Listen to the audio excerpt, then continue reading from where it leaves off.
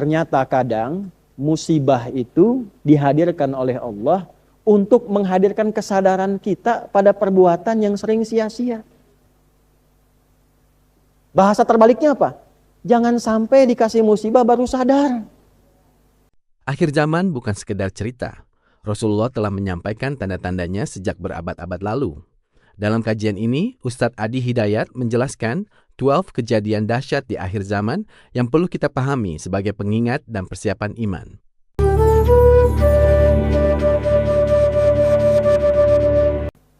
Ketemu Allah. Gak pernah lihat dikasih oksigen. Kasih hidup. Insya Allah.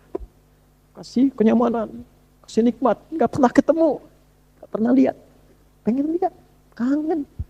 Pengen lihat. Masa gak pernah kangen? Masa gak pernah rindu? Faman kana yarju liqa'a rabbih. Siapa yang sudah rindu ketemu Allah, falyamal amalan shalihan wala yusyrik bi ibadati rabbih ahada. Tiap Jumat tuh kita karena kangen. Masa gak kangen sih? Imannya di mana masa gak kangen sama Allah? Sama Nabi kangen kan kita? Kangen. Rindu sama Nabi. Gak pernah ketemu. Sayang kita gak pernah rindu. Kita sholawat terus gak pernah ketemu. Sekali kita ke Madinah, Masya Allah, tenang. Terus waktunya mau ketemu. Tapi pas mau ketemu, kotor, badannya kotor.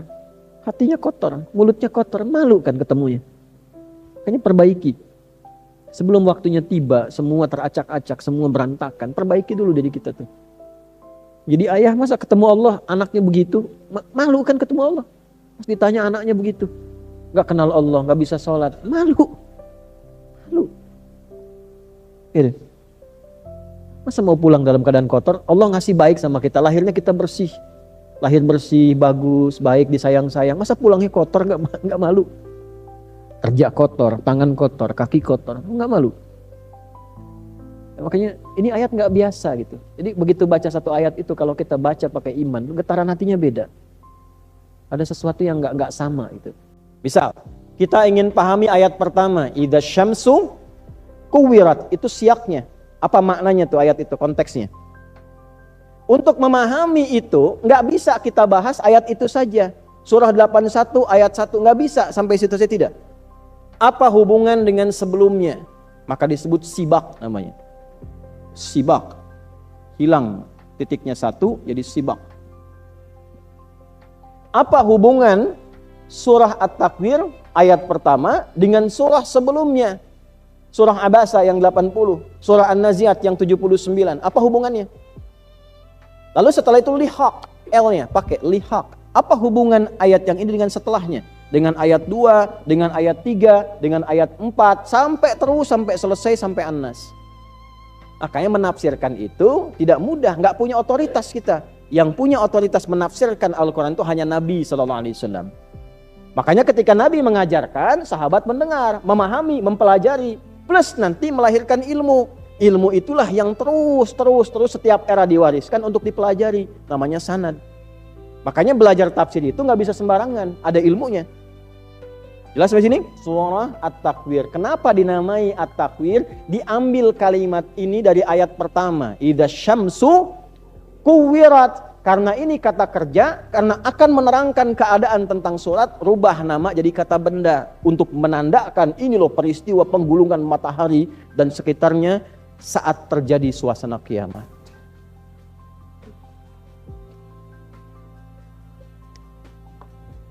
Halo? Paham tidak?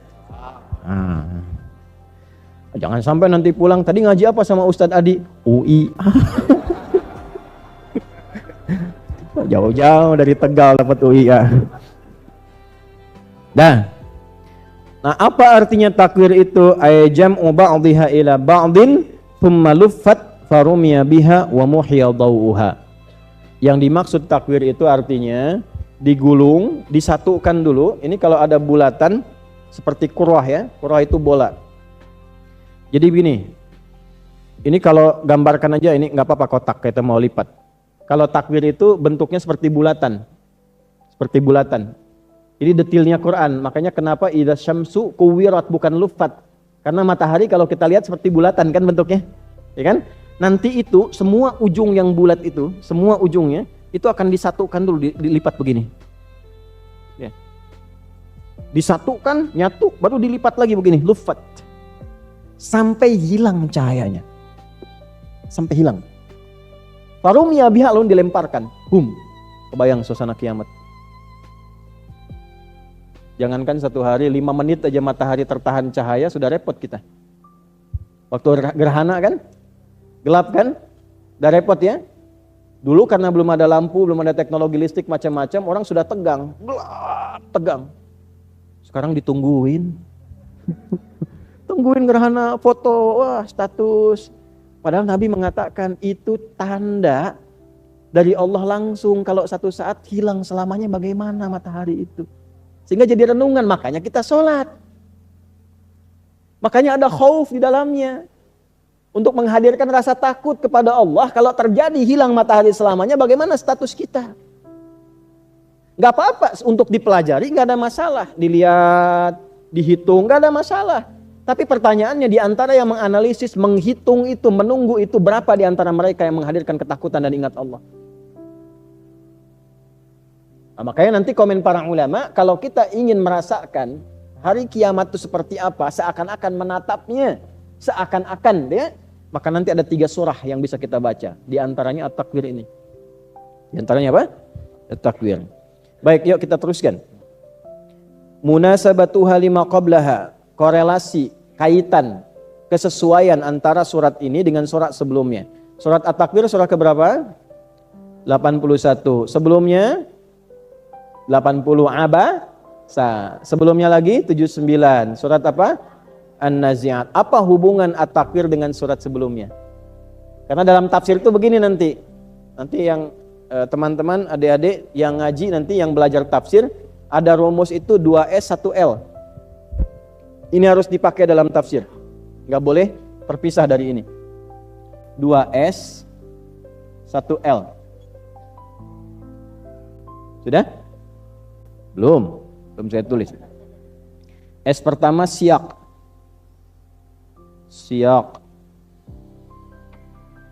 Siyak itu adalah ayat yang kita baca, yang mau kita pahami.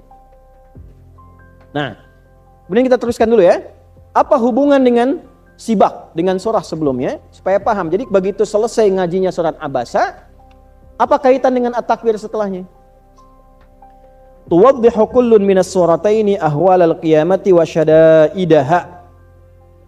2 surat ini, At-Takwir dan sebelumnya Abasa, keduanya saling menjelaskan dan mendetilkan, memperinci ahwalal qiyamati, pakai H besar. Ahwala huru-hara, kedahsyatan. Sesuatu yang dahsyat, sesuatu yang menegangkan. Yaumal qiyamati ahwalal qiyamati, pada saat terjadinya kiamat, huru-haranya kiamat, wasyada'idaha, ya, dan kedahsyatan-kedahsyatan yang terkandung di dalamnya. Jadi di surat Abasa kita dapati misalnya Allah berfirman fa fi surati Abasa, dalam surat Abasa Allah berfirman qala ta'ala fa idza ja'atis shakhah yauma yafirrul mar'u wa ummihi wa sahibatihi likulli imri'in minhum yauma idzin sya'nui. Kalau sasakala sudah ditiup, orang-orang sudah sibuk, gak kenal lagi dengan anak, dengan ibu, dengan istri dan sebagainya. Semua lari punya urusan masing-masing. Nah pertanyaannya, apa yang terjadi ketika ditiup itu? Sampai-sampai orang sibuk lari sana sini, gak kenal satu dengan yang lainnya. Kejadiannya ada apa? Nah di Abasa kan gak dirinci, cuma ditiup aja orang panik semua. Ya kan? Ditiup, panik. Taruna-taruna sedang belajar, sedang macam-macam. Ada trompet pertama, pit, panik. Pakai seragam, pakai macam-macam dan sebagainya. Kiamat gak begitu, sudah gak kenal teman lagi, semua lari, gak kenal. Ya, yang mengandung ibu bisa langsung lahiran. Ya, betul. Saking takutnya, ini kaget gitu kan semuanya. Kemudian ditinggalkan pasangannya, udah gak kenal. Ya, gak kenal, masing-masing sudah cari kepentingan sendiri. Likulli imri'in minhum yauma idzin sya'nu yu'ni. Setiap orang ingin menyelamatkan dirinya sendiri. Ada gempa, kita masih kenal anak, bawa. Teman gak kenal. Anak duluan. Tapi kalau ini terjadi, anak pun sudah gak kenal. Saking paniknya. Nah, kejadian apa yang menjadikan orang mencari kepentingannya masing-masing dan tidak ingat yang paling dekat dengannya, dirincilah di surat At-Takwir ini. Ada kejadian apa saat trompet itu ditiup, bersamaan dengan sasakala ditiup itu terjadilah 12 kejadian secara langsung.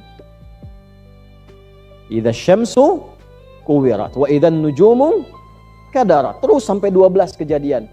Mataharinya dilipat, bintangnya jatuh semua, ya kan? Gunungnya tiba-tiba jalan sendiri, saling benturan satu dengan yang lainnya, naik kal ihnil manfush, semua bertabrakan dan sebagainya, panik semua.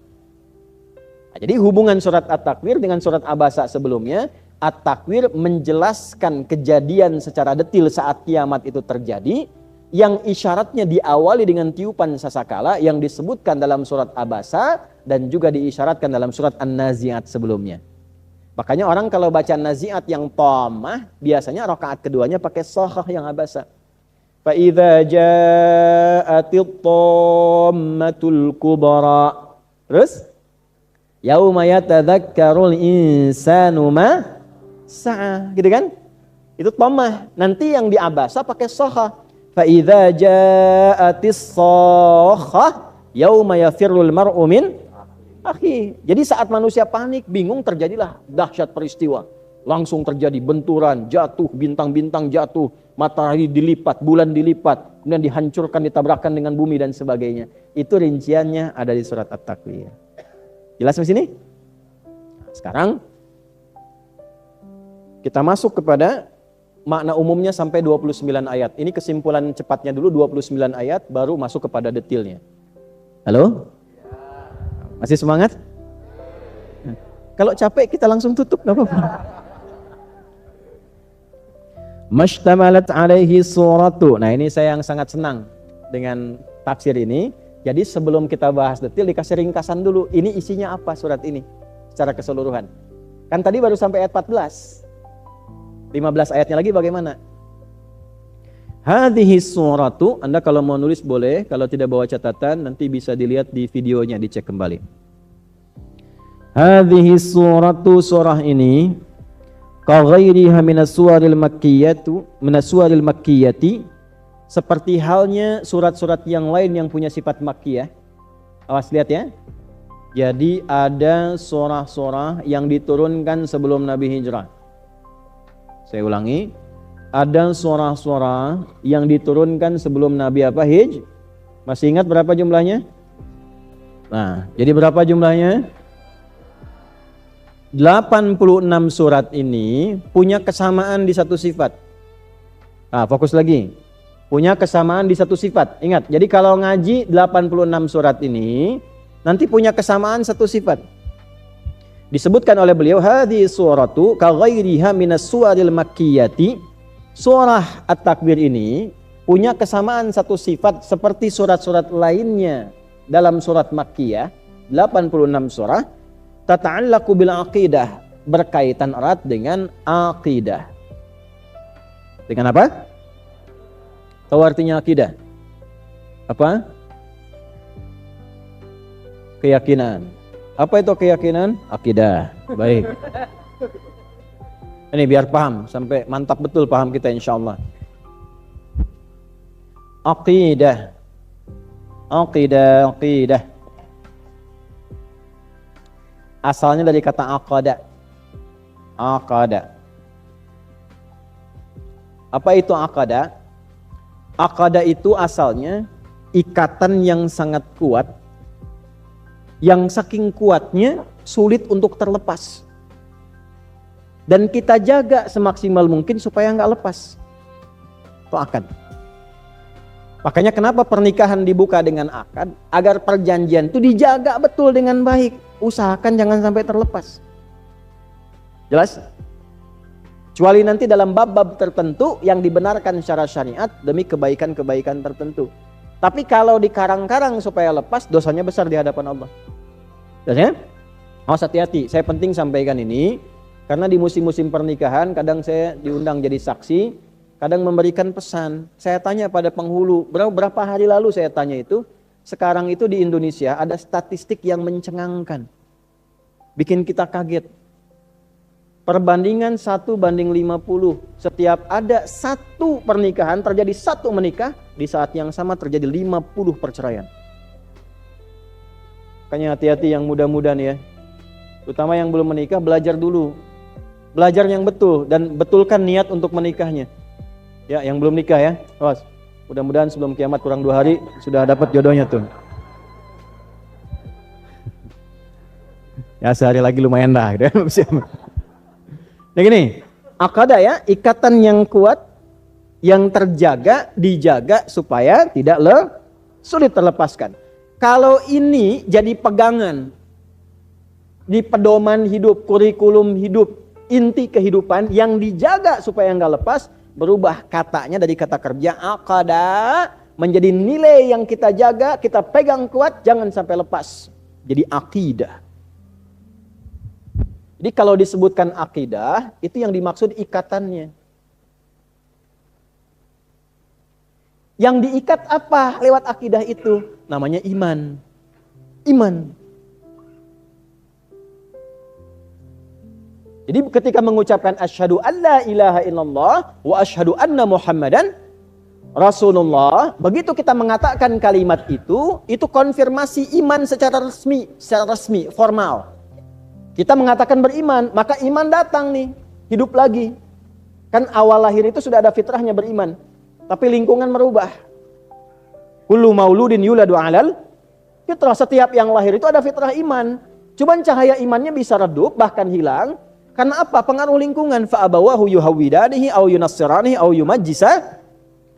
Jangan terjemahkan orang tua, terjemahkan lingkungan.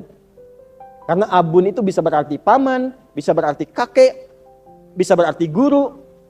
Ya, ada yang lahir ayahnya kan sudah meninggal. Bagaimana ayahnya bisa pengaruhi? Ya. Ada yang lahir pamannya yang ngasuh, kakeknya yang ngasuh, ibu ngasuh, bapak ngasuh, ngaji, sholatnya bagus. Tapi tiba-tiba sekolah di tempat yang tidak mengajarkan sholat. Makanya jaga betul anak-anak itu, investasi kita itu. Jaga. Titipkan di sekolah di mana. Sehingga terjaga keimanannya.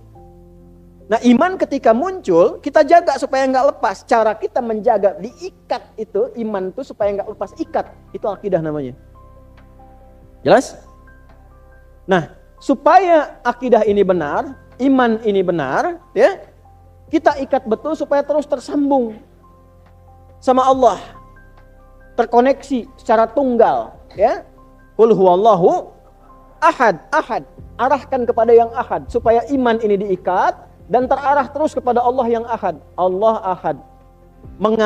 Upaya mengarahkan kepada Allah yang ahad disebut dengan tauhid namanya. Wahhada yuwahhidu tauhidan. Secara bertahap dilatih iman ini supaya ikatannya kuat.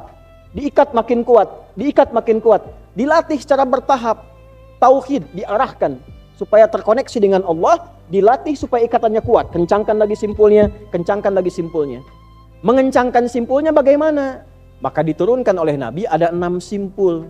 Di hadis Muslim, hadis yang ke-8. Ketika malaikat Jibril mengkonfirmasi bertanya, mal iman? Dijawab oleh Nabi, al imanu antu'minu billah. Antu'mina billahi wa malaikatihi wa kutubihi wa rusulihi wa al-yaumil akhir wa al-qadari khairihi wa syarr. Inilah 6 simpul iman. Kalau 6 ini simpulnya kita ikat dengan kuat, maka iman kita pun akan kuat, akidah kita pun akan kuat. Jadi kalaupun dikasih sarung nggak akan pindah keyakinan.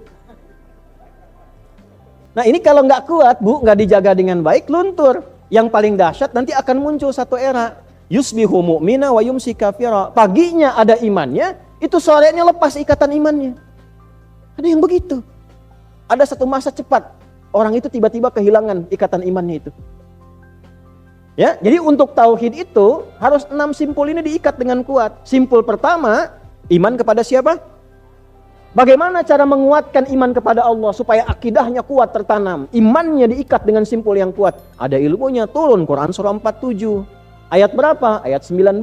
Fa'lam annahu la ilaha illallah. Fa'lam, fa'nya harfu atfin, huruf ataf, ya, yang mengikat 2 makna, yang cepat tanpa jeda. Kalau pengen kenal Allah, cepat tanpa jeda. I'lam, cari ilmu, belajar.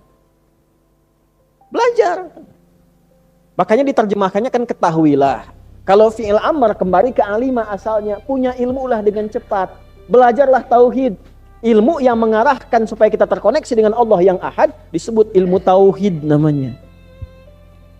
Disebut ilmunya akidah namanya. Ya kan? Ilmu akidah, kenapa? Karena ikatannya supaya kencang. Ilmu tauhid supaya nyambung dengan Allah, terkoneksi. Annahu, supaya engkau mantap menetapkan la ilaha, supaya mantap. Kalau mau mantap pakai ilmu. Nggak ada ilmu nggak mantap nanti. Jelas? Nah ini bagian pertama dulu yang kita maksimalkan. Nah ayat-ayat, surat-surat yang memantapkan akidah kita ini ada 86 surat. Yang rata-rata sifatnya makkiyah. Jadi kalau kita ingin belajar memantapkan akidah, ya, maka pelajarilah, keluarkan surat-surat makkiyah. Nanti dia punya sifat. Sifat pertama misalnya yang tinggal di kalangan minoritas. Saya seringkali dapat permintaan dan pertanyaan teman-teman yang tinggal di luar negeri yang kondisi muslimnya minoritas. Tapi kalau bikin pengajian temanya tinggi-tinggi. Kenapa tidak mengeluarkan surat-surat yang fatrah makkiyah, era Mekah, yang panduan menjadi muslim dalam kondisi minoritas? Bagaimana megang akidah di kondisi minoritas itu? Turunkan suratnya, turunkan ayatnya. Dari yang paling pendek, paling Anda favorit di situ, sampai yang paling panjang ada. Dari yang membuat hati kita tenang kalau baca. Tenang, tenang itu bahasa Inggrisnya cool. Ya, ada 3 cool kalau kita baca tenang kan gitu ya. Ya kan? Kalau imam baca qul huwallah Anda tenang kan? Ya kan? Imam baca qul a'udzu birabbil falaq Anda tenang kan? Begitu baca Yasin mulai. Nah, cara ngajinya begitu. Supaya ikatannya kuat, makanya orang tua kita tidak banyak cakap, dalilnya udah paham semua. Enggak banyak bicaranya, dalil udah paham, dilatih setelah setiap sholat. Ya, fa'lam annahu la ilaha illallah. Nah, makanya bacaan pertamanya agak lambat, jangan dicepetin dulu. Agak lambatin dulu, karena apa? Ta'adduban bil ayat, mengambil etika pada ayat. Baca ayatnya dulu. Fa'lam annahu la ilaha illallah. Itu dulu. Karena apa? Berlandaskan dalil. Kenapa saya baca tahlil yang seperti itu? Dalam sholat kan ada ya, setelah sholat ya, baca tahlil kan? Kenapa yang pertamanya lambat dulu? Ta'adduban bil ayat. Karena ngambil dalil dulu, etikanya ambil dalilnya apa, baca itu. Ini ayatnya. Hadisnya banyak nanti. Banyak. Jadi baca hadis pun kita mesti komprehensif, mesti banyak. Misal, bagi yang pemula setelah selesai ada istighfar yang singkat, astagfirullah, astagfirullah, astagfirullah, langsung Allah mantas salam. Itu kelas pemula. Ada lagi hadis yang lain.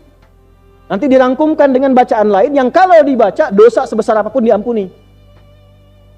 Astaghfirullahaladzim alladzi la ilaha illa huwal hayyul qayyum wa atubu ilaih. Orang tua kita dulu memilih hadis yang kedua ini untuk mengangkat kita sampai tertinggi supaya dijaga kampungnya, nggak ada yang berbuat maksiat lagi. Makanya kenapa dulu banyak yang aman, Bu? 3 bukit aja ada yang meninggal, masih tahu itu. Dan aman kondisinya. Sekarang kita gelisahnya banyak, belum keluar rumah sudah gelisah. Dengar berita sudah gelisah. Baca sudah gelisah. Hujan turun aja gelisah. Ya kan? Nah, coba dicek. Dulu algoritmanya oleh orang tua kita udah dikasih dulu tuh. Cuman orang tua kita itu gampangan. Dalilnya sudah paham, kayaknya sudah paham. Dikasih aja amalan langsung. Tapi berlandaskan dalil. Nah, umat sekarang banyak tanya dalil, amalnya nggak dipakai. Halo? Gitu ya. Nah ini jadi ini ayat-ayat tentang makkiyah, surah makkiyah penguat iman akidah. Artinya apa? Baca surat ini pun at-takwir pun kesuksesan pertamanya kalau kita belajar surat ini akidah kita menguat. Jadi kalau ada yang baca at-takwir, belajar at-takwir, akidahnya tidak semakin kuat, ada yang salah ngajinya. Paham? Fahiyya tuqarriru ma yujadu fi yaumil qiyamati min ahwalin. Maka surah-surah ini termasuk at-takwir di dalamnya menetapkan apa yang akan terjadi pada hari kiamat berupa beragam perkara-perkara yang mengandung peristiwa dahsyat. Wa tuthbitu anna al-Qur'anal Karim munazzalun min 'indillahi ta'ala, dan belajar tentang surat At-Takwir ini bisa membuat kesimpulan bahwa Quran ini bukan rekayasa Nabi, bukan buatan Nabi, bukan kalimat manusia, tapi firman Allah Subhanahu. Nah, jadi kalau kita ngaji At-Takwir makin pintar, makin paham kalau Quran ini firman Allah. Ini kalau Bapak Ibu ditanya sama non-Islam misalnya, dari mana Anda bisa buktikan kalau Quran itu firman Allah, bukan karangan Nabi? Gimana cara membuktikannya?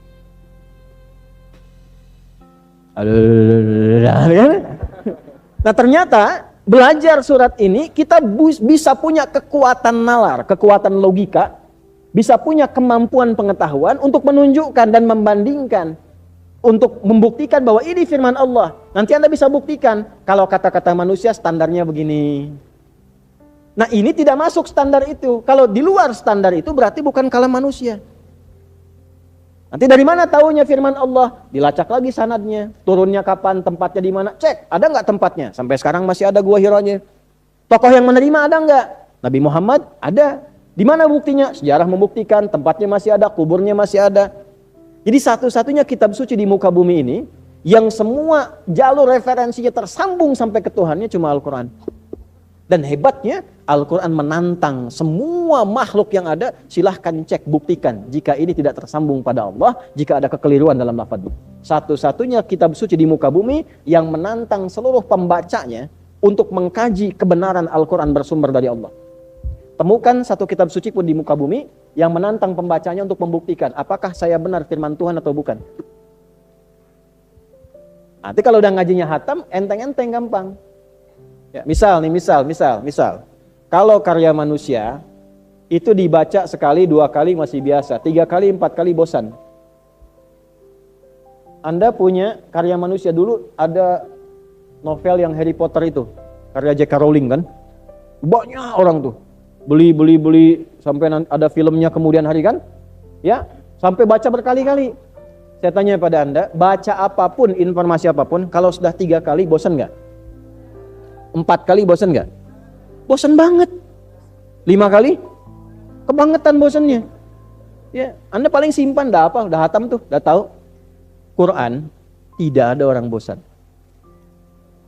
Dan setiap orang Islam itu harus baca Quran 17 kali dalam sehari. 17 kali, Bu. Mana ibu yang dari Tegal? Yang dari luar? Betul. Ibu kalau baca cuma 2 kali sehari, berarti ibu cuma sholat subuh.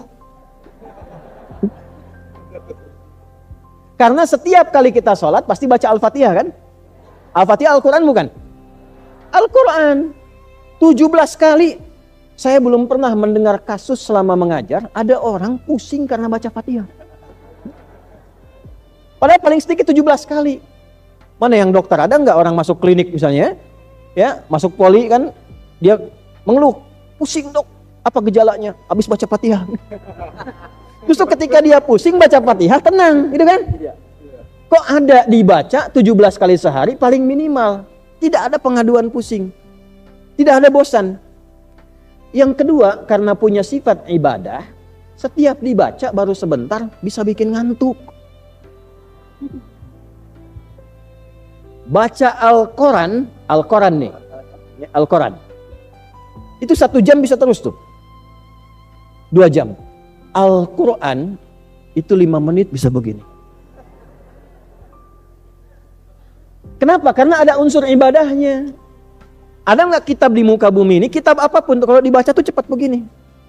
Al-Quran tuh unik. Al-Quran yuk. Nah, surat At-Takwir itu rangkaian katanya. Makanya nanti saat ngajinya kita mulai ke setiap bacaannya, kita akan bahas dari mulai hurufnya, katanya sampai ayatnya. Ya, di sini nanti ada 533 huruf. Di surat At-Takwir ada 533 huruf, 140 kata, 29 ayat. Dan sampai jam segini kita belum bahas 1 huruf pun.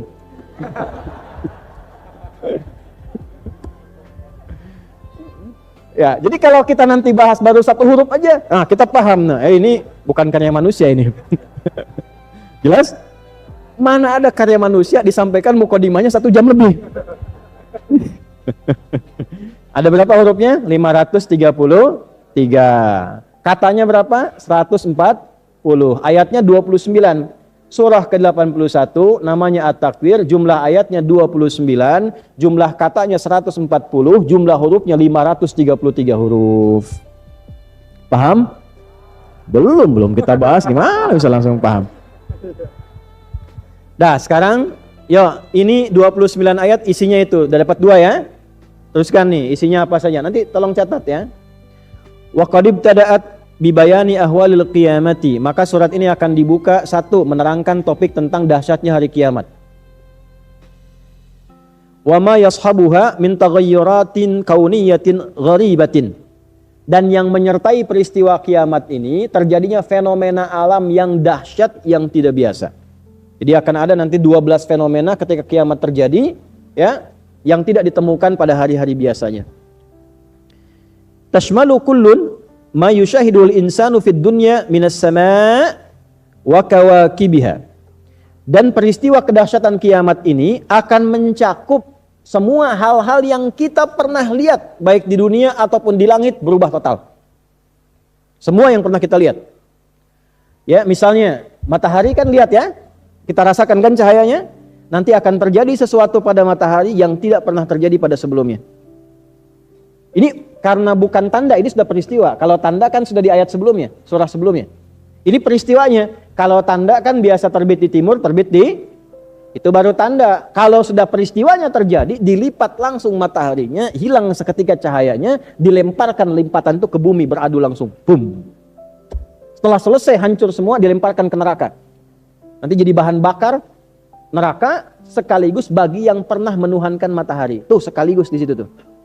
Jadi bahan bakarnya. Bayangkan kena cahayanya aja seperti apa rasanya kalau siang-siang. Sekarang langsung dapat matahari sebagai bahan bakar neraka di dalamnya. Ya. Nanti ada hadis yang menerangkan langsung demikian. Matahari dan bulan itu akan dilipat, dihilangkan cahayanya, disatukan, dilemparkan ke dalam neraka khusus menemani yang pernah mempertuhankan keduanya saat di dunia. Jadi teman tuh. Ya. Nanti saat masuk kalimat wa idzan nufusu zuwijat, ya, itu makna zuwijat itu dipasangkan sesuai dengan perilakunya di dunia. Jadi yang munafik ketemu munafik lagi, yang kufur ketemu kufur lagi, yang menuhankan apapun disamakan, disatukan dengan yang dituhankannya. Misal menuhankan benda, ya apa saja, menuhankan uang, masuk dengan uang-uangnya sekaligus tuh. Ya, tapi jadi bahan bakar neraka. Ya, sekaligus. Nanti golongan munafik dengan munafik lagi. Ya, kita berlindung. Dari sekarang banyak doa. Banyak doa. Makanya istihabus salihin, berkumpul dengan orang saleh, menyertai majelis orang saleh itu penting. Supaya mudah-mudahan saat meninggal itu disatukan dengan orang-orang saleh. Itu kan kita tiap hari 17 kali berdoa demikian. Ihdinas siratal ladzina an'amta ghairil maghdubi 'alaihim. Dari mana tafsirnya? An-Nisa ayat berapa? 69. Ulaika ma'alladzina an'amallahu 'alaihim minan nabiyyina was-siddiqina wasyuhada was-salihin wa hasuna ulaika rafiqa. Ada orang-orang yang saat dibangkitkan di akhirat dikumpulkan dengan 4 golongan. 1 dengan para nabi yang pernah bertugas di bumi. 2 orang-orang jujur yang membenarkan syariat dan mengamalkannya. Dia membenarkan qul huwallahu ahad, yakin Tuhannya Allah, dia praktekkan. Allah perintahkan salat, dia salat. Itu siddiqun. Wasyuhada, dengan orang-orang yang pernah syahid berjuang di muka bumi. Wassalihin, dan orang-orang saleh. Wa hasuna ulaika rafiqa, itulah teman terbaik. Jadi kalau mau cari teman, cari 1 di antara 4 ini. Nabi sudah enggak ada, yang ngaku nabi banyak. Ya kan? Jangan cari masalah. Ya kan? Nabi sudah enggak ada. Siddiqin sedikit. Agak sedikit, bukan pasidik banyak. Ya kan? Siddiqin tuh enggak mudah. Syuhada susah juga, para pejuang sampai meninggal. Jadi teman bagaimana? Tapi solihin banyak. Salihin, cari orang-orang soleh yang dia beramal karena apanya tadi di awal? Karena imannya. Suami, ibu tahu dari mana suaminya soleh? Bukan dari namanya Pak Soleh, tapi mencintai ibu karena imannya. Maka dia pesan pada ibu, ma, kalau papa pergi jaga di rumah baik-baik, jangan terima tamu sembarangan, sholat jaga, baca Quran jangan lupa, ada apa-apa kasih kabar, titip doa ya. Ketemu istri solihah, begitu berangkat langsung WA, kan? Sayang, bila pun kau gelisah, doaku menyertaimu. Masya Allah. Kapan ibu terakhir ya begitu? Dicek dulu, harus suami ibu, bukan suami orang. Ya?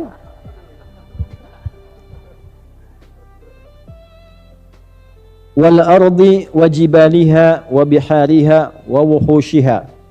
Dan juga demikian fenomena yang tampak dalam di dunia. Jadi yang kita lihat di langit berubah, yang kita lihat di bumi berubah. Dan di bumi pun gunungnya sekarang tegak, tiba-tiba nanti beradu. Ya. Kemudian bihariha, lautnya.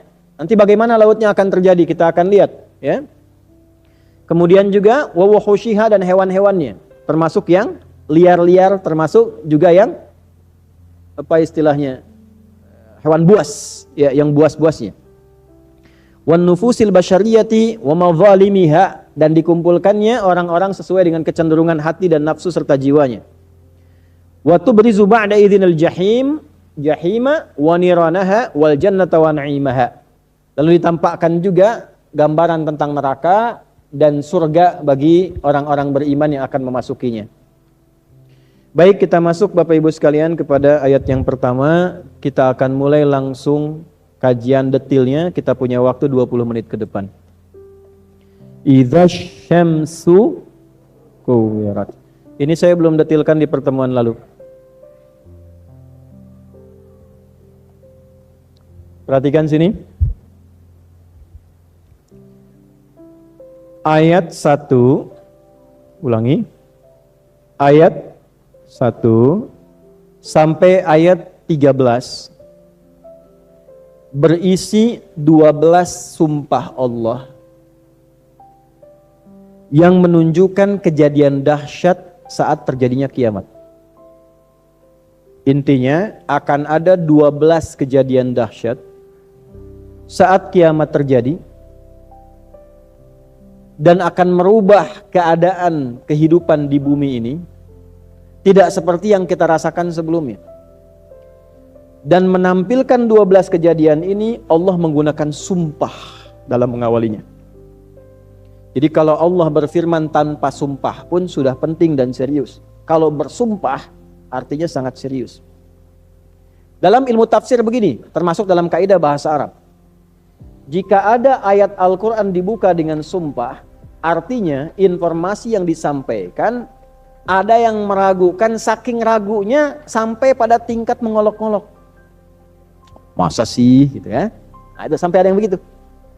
Nanti kalau kiamat terjadi matahari dilipat. Masa sih. Nah ya. Nah, karena ada canda seperti itu, tingkatan keraguan yang mengabaikan, maka Allah hadirkan sumpah di depannya. Seakan-akan sumpah itu memberikan penguatan juga. Nah ini, ini hati-hati.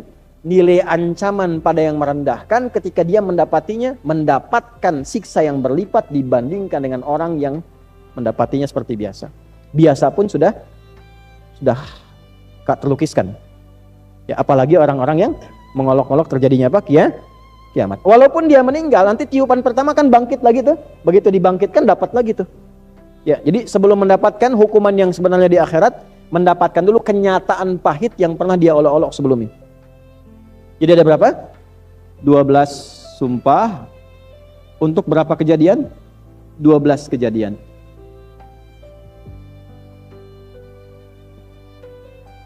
Pelan-pelan. 1, 2. Sekarang cara belajarnya. Setahun berapa bulan? Saya ulangi, setahun berapa bulan? Ingat, ini bukan ilmu cocoklogi ya. Tapi ilmu melatih kekuatan iman sampai kita menemukan akidah ini yang di awal tadi. Mengikat simpul iman sampai kuat. Keluarkan setiap satu ini. Karena tadi disebutkan setiap satu dari 12 sumpah ini kan semua yang terkait dengan hidup kita, yang kita rasakan selama ini. Nanti saat kiamat terjadi itu berubah. Jelas? Halo? Nanti setelah kita belajar, keluarkan setiap satu dari sumpah ini untuk dipelajari selama sebulan. Sampai kita merasakan betul nikmat dari satu dari 12 ini. Dan menghadirkan ketakutan jika benar kiamat terjadi, kita nggak merasakan itu lagi. Sehingga dengan rasa khauf itu kita kembali kepada Allah.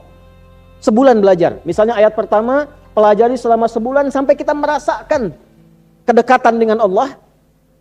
Saking dekatnya, setiap lihat matahari, idza syamsu kuwirat, ayat pertama kan tentang matahari. Coba saya tanya Bapak Ibu ya, setiap hari merasakan nikmatnya matahari ini, dari cahayanya, dari nikmat duhanya, pernah nggak kenikmatan itu melahirkan syukur pada diri kita kepada Allah? Ini dulu, ini pertanyaan dasarnya. Ketika matahari terbit, dari mulai fajar azan pertama aja, Allahu Akbar, Allahu Akbar. Pernah nggak ada hati iman kita itu bergerak untuk mengatakan terima kasih ya Allah yang telah menghadirkan matahari dari cahaya pertamanya di pagi ini untuk membelah kegelapan malam dan menunjukkan hamba pada suasana terang untuk membedakan benda dengan yang lainnya, dan dengan itu hamba semakin ingat kepadamu. Pernah nggak begitu? Pernah nggak kalau pagi-pagi lewat dapat cahaya matahari enak, nyaman, langsung ingat Allah? Pernah nggak? Pernah ya? Alhamdulillah. Tapi pernah nggak ibu saat kepanasan ingat Allah?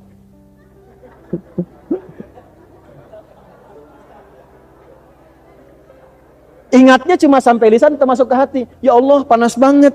Ya Allah. Itu baru di lisan. Pernah nggak ada zikir? Maksudnya apa? Ketika panas banget itu bukan kita ketawanya. Ingat bagaimana kalau kiamat terjadi. Panasnya dikumpulkan sekaligus. Itu maksudnya. Latihan selama sebulan sampai kita merasakan kedekatan dengan Allah. Nah, ini belum pernah disampaikan dalam kajian mungkin pada umumnya. Tapi dengan kita belajar sampai ke intinya kita akan menemukan ini. Karena kaitannya kemana? Ini ayatnya ayat akidah Bu, Pak. Ayat iman. Sampai nanti ketika baca ayat ini, iman kita bergerak. Makanya komen Nabi, riwayat Imam Ahmad nanti dalam salah satu hadisnya, ya, man asarra an yanzura yaumal qiyamati. Perhatikan, bira'yil aini atau kama qala sallallahu alaihi wasallam, siapa yang berminat untuk merasakan kiamat seperti menyaksikannya, faliyaqra, maka hendaklah dia baca surat berikut ini. Di antaranya apa? 3 surat. Al-Insyiqaq, Al-Infitar, dan At-Takwir. Jadi begitu Anda baca idza syamsu kuwirat, jangankan baca satu ayat itu, dengan At-Takwir saja sudah mengalir air mata kita, sudah takut kepada Allah, sudah minta perlindungan pada Allah Subhanahu wa taala. Nah, ini baru baca ayat pakai iman. Tuh. Kalau cuma firman Allahu Akbar, idza syamsu kuwirat, dibaca suara bagus tapi yang diingat utang belum lunas. Imannya belum aktif. Jelas di sini? Oke, yuk kita mulai. Ayat yang pertama, nanti latih selama sebulan. Sampai bulan depan, ya. Bulan depan dah kerasa. Jadi begitu kerasa berangkat, matahari terbit, ingat Allah. Kalau nyaman ingat, kalau panas juga kita merasa takut dan sebagainya, kembalikan pada Allah. Jelas? Nanti kalau sudah bisa begitu, berubah status kita, namanya langsung dirubah oleh Al-Quran menjadi ulul albab. Apa namanya? Ya, ulul albab itu singkatnya orang yang lihat apapun langsung ingat Allah. Begitu lihat matahari, alhamdulillah ya Allah cahayanya baik. Terima kasih Allah yang telah menciptakan. Ingatnya Allah. Lihat suami ingat Allah. Lihat istri ingat Allah. Titipan. Itu ulul albab tuh. Ibu lihat suami ingat bulanan. Lihat anak titipan Allah. Gitu. Ayo cepet ah. Idza asy-syamsu kuwirat.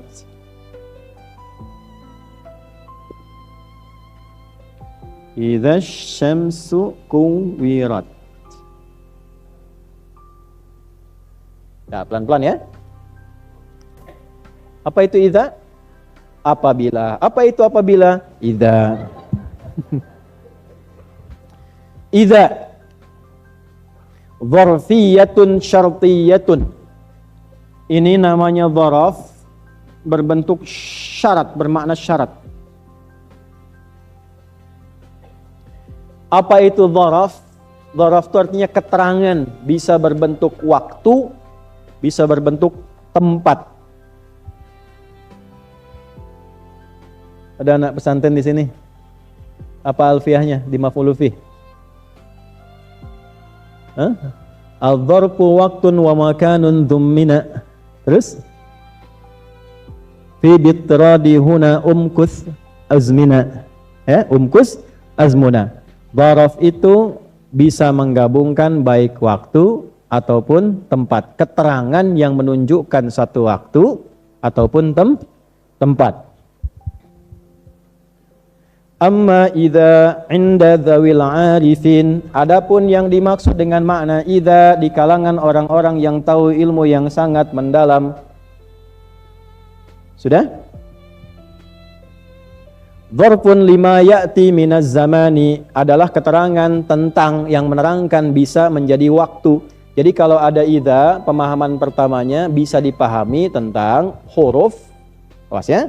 Kalau kita sebut huruf dalam bahasa Indonesia. Nanti kalau dalam ilmu bahasa Arabnya, ini dzarafnya masuk isim, ininya mansub, nasab hukumnya, dia bermakna menerangkan kata pengantar menunjukkan satu waktu. Sekarang, perhatikan baik-baik.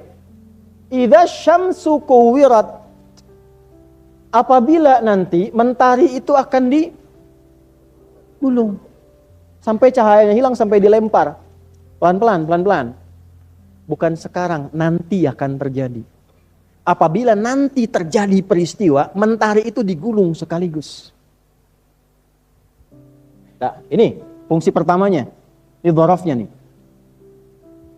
Kalau ada bentuk begini, idza masuknya harusnya ke kata kerja, bukan kata benda. Syamsun, asyamsu itu kata benda, matahari. Kuwirat, digulung. Digulung dengan matahari, yang kata kerja yang mana? Digulung kan? Ya, digulung kata kerja kan? Matahari kata benda, kata kerja.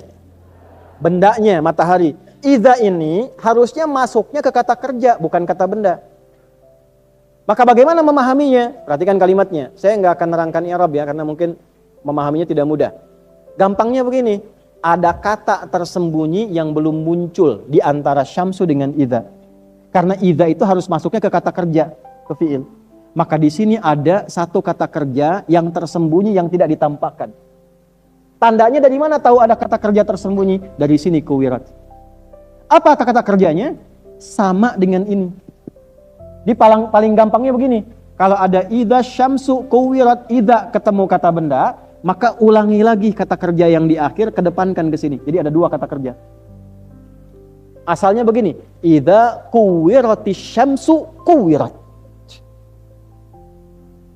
Sama, idzas samaa'u syaqqat. Asalnya idzan syaqqatis samaa'u syaqqat. Karena idza harus ketemu dengan fi'il, enggak bisa ketemu dengan isim secara langsung. Nah, apa arti manfaatnya? Idza kuwiratis syamsu, apabila mentari itu sudah digulung sampai hilang cahayanya, kuwirat, dan betul-betul akan digulung, dua kali ditegaskan. Kalau ada kata dua kali ditegaskan, ini menunjukkan peristiwanya begitu dahsyat, bukan biasa. Namanya siapa? Raja. Maaf ya, ini maaf nih. Apabila raja dipukul, dan betul-betul dipukul. Saya akan cukupkan pada kalimat pertama. Apabila raja dipukul, selesai. Kalimat kedua, apabila raja dipukul, dan betul-betul dipukul. Tajam mana maknanya? Yang pertama atau kedua? Kalau kita ngerti bahasa, baca ini akan nangis, Bu, Pak. Karena cara memahaminya, apabila mentari yang kamu saksikan keseharian, kamu dapatkan cahayanya, kamu nikmati, kamu jadikan sebagai pelindung pada pakaianmu untuk kembali kering dan sebagainya, digulung dan betul-betul dihancurkan pada saat itu. Itu cara memahaminya. Jelas? Nah, maka ini kata ini kalau di i'rab itu jumlah mufassirah. Kata ini menafsirkan kalimat yang sebelumnya. Ya, ini apabila. Kalau apabila itu artinya ada perjanjian enggak? Kan harusnya ada sebab akibat kan? Apabila begini, maka begini kan? Apabila raja datang, ratu pun akan datang. Nah, ini kalimatnya. Apabila matahari telah digulung sampai hancur cahayanya, terus apa? Oh, jangan ngarang. Nggak boleh ngarang. Kan tafsir harus ada sanad. Nah, sampai di sini, ini namanya syarat. Sebab itu dalam formula, dalam bentuk pakai idza, yang begini itu namanya syarat namanya. Syarat itu kalau kitanya sebab bahasa kitanya. Apabila kalau sebab nanti sudah digulung semuanya ini, ada kejadian apa? Ini mesti dijawab. Jawabannya namanya jawab syarat namanya.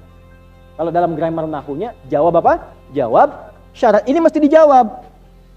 Jawabannya ada di mana? Nanti di ayat ke-14. Karena 1 sampai 13 mengandung 12 sumpah. Saya bersumpah, kata Allah, apabila nanti digulung matahari segulung-gulungnya sampai hancur, sampai dilipat, sampai habis cahayanya, sampai dibenturkan dengan bumi, wa idzan nujumu kadarat, dan saya bersumpah apabila bintang-bintang sudah jatuh itu, sudah lenyap, sudah habis, bertabrak semua, sampai ke ayat 13-nya. Sudah selesai, baru dijawab di ayat ke-14-nya. Ada apa yang terjadi dengan manusia? Itu jawab syaratnya. Maka memahami ayat pertama, itu nanti jawabannya akan ditemukan di ayat ke-14. Untuk latihan sampai ke-14, keluarkan 12 sumpah ini sampai menemukan rasa di ayat ke-14. Bagaimana caranya? Ini penutupnya. Lihat ayat 14-nya. Alimat nafsumma, manusia baru sadar apa yang dikerjakan selama ini.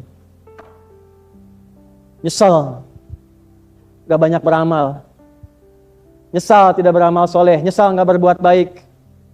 Nyesal banyak yang diabaikan. Sadar ternyata kiamat itu terjadi.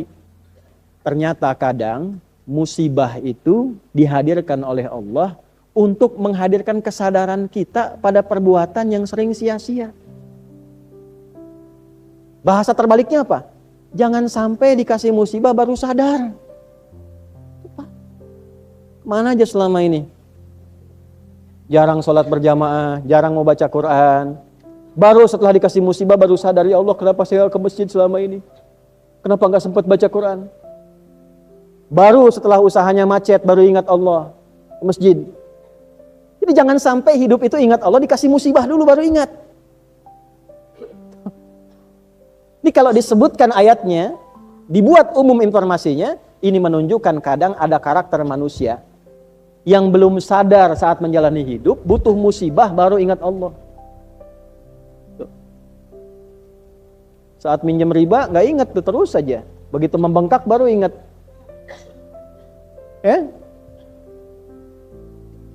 Dulu kemana aja? Saat sukses nggak ingat, jalan-jalan aja. Begitu ada masalah, mulai hilang, aset mulai hilang, baru ingat. Apa harus dikasih musibah dulu untuk mau ke masjid? Punya sepeda belum dipakai, punya motor belum dipakai, punya mobil belum dipakai, udah punya pesawat pribadi pun belum dipakai juga. Lu dikasih apa lagi? Begitu hilang semuanya baru ya Allah. Dulu kemana aja? Nah itu fikih kecilnya. Jangan sampai akumulasinya pas kiamat terjadi baru ingat ya Allah. Baru. Atau ya Allah ya Allah. Jangankan hartamu nih, semua yang kamu rasakan hancur semua. Jelas?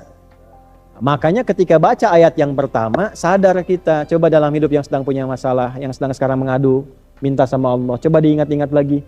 Selama ini kemana? Ibadahnya bagaimana? Jangan sampai pandai menuntut, terus membebankan pada orang lain. Ustadz bagaimana menyelesaikan masalah ini? Wah Anda saja yang punya masalah nggak bisa, apalagi saya yang nggak punya. Misal gitu kan? Bukan dalam konteks ilmunya. Nah jadi ini ayat pertama ingin mengajarkan kepada kita, satu, berupayalah selalu untuk menghadirkan amal soleh dalam setiap kehidupan kita sepanjang matahari masih terbit menyinari kita dalam kebaikan. Itu dulu poinnya. Sudah? 2, berupayalah belajar dari musibah hidup untuk memperbaiki kekurangan-kekurangan hidup yang sebelumnya pernah dilakukan. 3, awas, ini belum selesai kesimpulannya. Tidak ada manusia yang sempurna. Pasti sepanjang kita bukan nabi dan rasul pernah berbuat salah, itu pasti. Ustadz juga sama, pasti pernah salah, nggak ada ustadz yang sempurna. Makanya sering saya katakan, kalau belajar dari ustadz manapun, sepanjang itu baik, ambil kebaikannya. Kalau tak sepakat, sudah ditinggalkan saja. Yang tak sepakatnya tidak harus menghukumi orangnya. Itu paling gampang supaya kita nggak punya urusan di hari kiamat nanti. Jelas? Karena sepanjang manusia bukan nabi, bukan rasul, pasti punya apa? Salah. Nggak ada yang sempurna. Orang yang baik itu adalah orang yang belajar dari kesalahannya, untuk memupuk kesolehan di masa kehidupannya. Kalimat paling gampangnya gini, kalau mau dibikin status boleh ya. Betul, dan itu Allah sangat mencintai. Allah sangat cinta. Allah sangat mencintai pelaku maksiat yang gemar bertobat dibandingkan orang soleh yang tidak pernah merasa salah. Itu. Catat tuh. Allah sangat mencintai pelaku maksiat yang gemar bertobat dibandingkan orang soleh yang tidak pernah merasa. Pak, Bu, mohon maaf, gak ada yang sempurna. Semua punya masa lalu. Makanya kenapa harokatnya fathah, supaya dibuka masa lalu itu, membuka masa depan yang lebih baik. Nah, kadang-kadang untuk menyadarkan kita, dikasih musibah, supaya kita sadar yang gak baik itu perbaiki. Kalau sudah dengan adanya musibah kita berubah, pertahankan itu. Nah, itu Allah sangat cinta. Jadi kalau kita mendekat dengan keadaan pelan pun, Allah menyambut dengan keadaan yang cepat. Dan jangan pernah menyimpulkan kehilangan kasih sayang Allah. Betapapun berapa dosa yang pernah kita kerjakan. Sampai turun surat tuh. Surat 39 ayat 53. Qul ya ibadiyalladzina asrafu ala anfusihim la taqnatu mir rahmatillah. Muhammad, katakan, sampaikan, viralkan pada hamba-hambaku yang sudah berlumur maksiat. Jangan menyimpulkan gak akan pernah mendapat kasih Allah. Innallaha yaghfiru dzunuba jami'a. Semua dosa yang pernah Anda kerjakan, saya kerjakan, kita kerjakan. Kalau mau kembali, Allah ampuni semua dosa-dosa itu. Jadi ketika Anda baca ini, idza syamsu kuwirat, ingat dosa.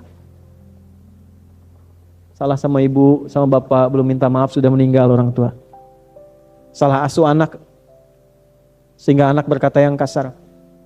Bukan orang lain yang salah, orang tua. Salah asuh. Jangan nyalain guru. Guru gak salah. Antum tuh harus tanggung jawab. Kita selaku ayah dan ibu mendidik anak. Cuman karena gak sempat sepenuhnya waktu, kita titipin guru-guru mendidik. Kita nitipin tuh supaya dididik. Karena kita gak sempat. Tanggung jawabnya kan bukan guru, harusnya kita. Jadi kalau ada anak salah, jangan salahkan anak dulu. Kita dulu. Lihat dulu tuh. Jadi begitu baca, idza syamsu kuwirat, ingat dosa. Istighfar. Sebelum datang musibah. Atau yang kedua, musibah kecilnya. Ya, musibah kecil dari ajal itu tiba kematian. Musibah besarnya kiamat. Kalau sudah kiamat gak bisa dirawat. Mumpung masih hidup, ralat itu. Diedit, kata-kata edit. Edit lagi dengan taubat. Perbuatan diedit supaya lebih baik. Mumpung masih hidup. Nah, ini kita panjang ngaji ini, sampai 2 jam lebih kita ngaji sampai dengan saat ini. Kesimpulan ini mesti dapat. Kalau sudah dapat seperti itu, iman makin menguat. Ada puncak harapan kepada Allah. Begitu istighfar sudah muncul, dosa diperbaiki, tanda dosa itu dihapuskan oleh Allah, diterima taubatnya, berubah perilakunya menjadi baik. Salah satu tanda. Makanya ketika ada kalimat taba wa amila sholiha, seringkali disampaikan begitu dalam Quran. Taba wa amila sholiha. Begitu taubat, berubah perilaku jadi baik. Anda kalau pernah berbuat perbuatan kotor di masa lalu, tiba-tiba menangis taubat, terus berubah jadi baik. Itu tandanya taubat yang diterima Allah. Dan pesan saya, ingat ya, catat betul pesan ini ya, catat betul. Jangan diingat-ingat lagi perbuatan dulu, selesai. Karena nanti yang paling diandalkan setan menampilkan lagi memori masa lalu itu. Zina, membunuh, mabuk dan sebagainya. Sudah taubat nih jadi baik, sudah gak senang lagi, udah jangan dipikirin lagi. Teruskan yang amal soleh, masa lalu tutup. Nanti setan akan terus menghadirkan itu dan memberikan kepada Anda satu pandangan bahwa kamu dosanya terlalu besar, belum tentu dimaafkan. Hati-hati. Itu tipu daya setan. Jelas? Nah, jadi ketemu oleh kita, idza syamsu kuwirat, apabila mentari sudah digulung, segulung-gulungnya, sehabis-habisnya, ya, masuk ke ayat 14-nya. Alimat nafsum ma akhdarat, barulah manusia sadar selama ini sudah mengerjakan apa. Sudah melakukan apa. Bawa situasi kecilnya, tiap kali lihat matahari syukuri nikmat kepada Allah. Terima kasih ya Allah. Taubat kita kepada Allah akan dosa-dosa. Perbaiki diri kita. Sampai menghadirkan amalan yang kita pede, kita bawa pulang untuk meninggal. Jadi kalaupun meninggal siap. Pernah gak begitu tuh? Ya Allah sudah kangen, pengen cepat pulang. Pernah gak begitu? Enggak. Enggak. Gitu tuh. Dulu ada Syekh Jamaluddin Al-Afghani, seorang pemikir, ulama, ngajar di kampusnya. Terus tiba-tiba beliau tuh kurang sehat gitu. Akhirnya dianjurkan untuk di MRI ya. Ke rumah sakit, di scan, di MRI. Hasilnya datang 2 pekan berikutnya. Yang diminta ngambil itu mahasiswa senior. Ini kisah nyata. Begitu diambil, diterangkan kan oleh dokter, tahu isinya. Itu sepanjang jalan nangis, gak sanggup masuk kelas, sayanya sedang mengajar. Sayanya sedang ngajar. Gak bisa masuk, duduk nangis, terus viral di mahasiswanya, semua nangis. Saya nanya, kenapa kalian menangis? Gak sanggup bicara, terus temannya menguatkan dengan mengatakan, Syekh, berdasarkan hasil scan ini, MRI ini, secara medis umur Syekh tidak lama lagi. Kurang lebih 2 pekan. Secara medis, karena sudah komplikasi. Apa jawaban Syekhnya?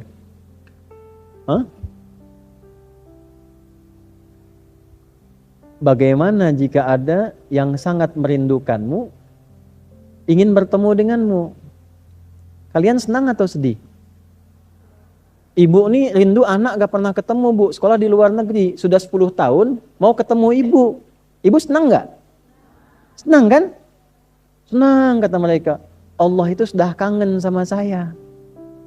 Saya pun sudah lama kangen sama Allah. Sebentar lagi saya ketemu, kenapa kalian mesti nangis?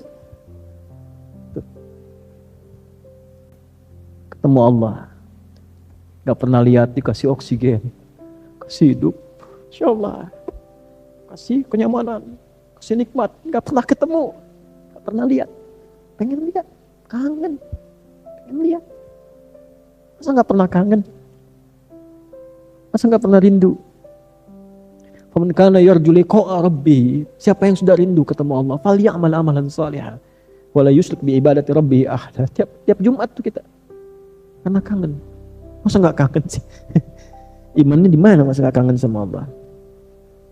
Sama Nabi kangen kan kita, kangen, rindu sama Nabi. Nggak pernah ketemu, sayang kita nggak pernah rindu, kita sholawat terus, nggak pernah ketemu. Sekali kita ke Madinah, Masya Allah, tenang. Terus waktunya mau ketemu.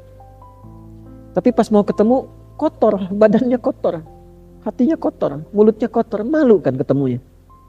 Kayaknya perbaiki. Sebelum waktunya tiba, semua teracak-acak, semua berantakan, perbaiki dulu diri kita tuh. Jadi ayah masa ketemu Allah, anaknya begitu, malu kan ketemu Allah. Pas ditanya anaknya begitu, gak kenal Allah, gak bisa sholat, malu. Gitu. Masa mau pulang dalam keadaan kotor? Allah ngasih baik sama kita, lahirnya kita bersih. Lahir bersih, bagus, baik, disayang-sayang. Masa pulangnya kotor, gak malu? Kerja kotor, tangan kotor, kaki kotor, gak malu? Makanya ini ayat nggak biasa gitu. Jadi begitu baca satu ayat itu, kalau kita baca pakai iman, getaran hatinya beda. Ada sesuatu yang nggak sama itu. Makanya begitu lihat matahari, belajar sebulan nih, belajar ya sebulan. Nanti bulan depan belajar tentang bintang. Ya, wa idzan nujumun kadarat. Nanti belajar tentang gunung. Wa idzal jibalu suyirat. Yang naik-naik gunung ingat Allah nggak tuh? Masa cuma pasang status aja? Pasang status naik, ya nggak apa-apa, nggak salah secara duniawi. Tapi ingat Allah nggak? Iman kita ada nggak? Apa bedanya pendaki gunung yang mukmin dengan yang belum beriman? Ya, nancepin bendera bagus, nggak apa-apa, nggak ada masalah. Tapi ingat Allah nggak? Makanya seringkali dalam pendakian itu Allah kasih keadaan-keadaan yang secara spiritual membuat kita semakin harus ingat dengan Allah. Ada kondisi yang beda. Nah, cobalah dibuat agak begitu tuh supaya suasana hatinya nyaman tuh. Jangan diem kayak jam, diem dari tadi jam 9 tuh orang. Pembahasan tentang akhir zaman bukan untuk menimbulkan ketakutan, melainkan untuk membangunkan kesadaran. Melalui penjelasan Ustadz Adi Hidayat, kita diajak memahami bahwa setiap tanda dan peristiwa besar adalah bagian dari sunnatullah yang telah Allah tetapkan. Jika zaman semakin penuh ujian, maka iman harus semakin kuat. Jika fitnah semakin nyata, maka ilmu dan amal harus semakin dijaga. Akhir zaman bukan alasan untuk pesimis, tetapi panggilan untuk memperbaiki diri. Mari kita siapkan hati dengan zikir, kuatkan langkah dengan ibadah, dan jaga keluarga dengan ilmu serta akhlak. Semoga Allah menjaga iman kita di tengah fitnah akhir zaman, menguatkan hati kita dalam kebenaran, dan mewafatkan kita dalam keadaan husnul khatimah. Amin ya Rabbal Alamin.